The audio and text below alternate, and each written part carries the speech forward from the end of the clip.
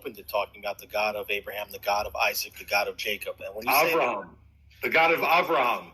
When you say God of Jacob, also you mean the God of Israel. Jacob's name was changed in the Bible to Israel by God, and it doesn't mean just the God of the Abrahamic faiths. It specifically means the God of Israel. He invoked the God of Israel from the Knesset on the holiday. This is a holiday when nations leaders would come to the state of Israel to partake in the blessings of that holiday.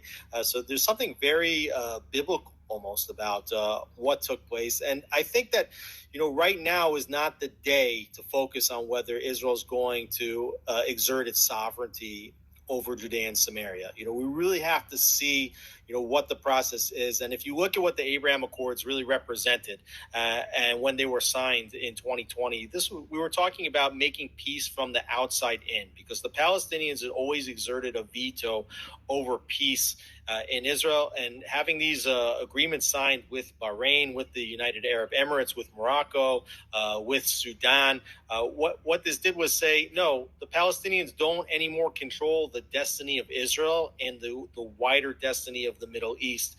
And I think that what people have also seen in this war is, number one, is that Hamas was handed a tremendous defeat. I mean, they were repaid more than 1,000 times over for the acts that they committed on October 7th, for all the brutality, for all the murder. And we talk about that all the time, the murder of 1,200 people, injuring thousands of others, taking 255 hostage. Gaza is a demolition field right now. Israel has destroyed more than 50%, some saying 60 or 70% of the Gaza Strip, completely destroyed. Yes, there are Hamas terrorists that still run around with assault rifles, but they don't pose a threat to the home front of Israel anymore.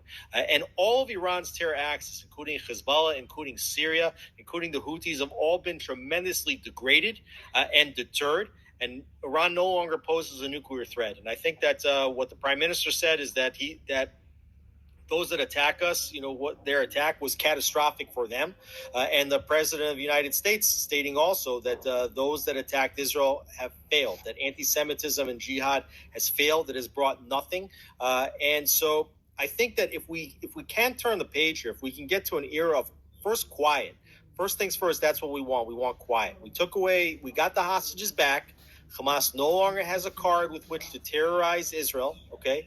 And now if we can get to a period of quiet, if we can get to a period where we actually have normalization agreements with the Saudis, the president even said we can have a deal with Iran. He said they want a deal too, and we'll see if that happens.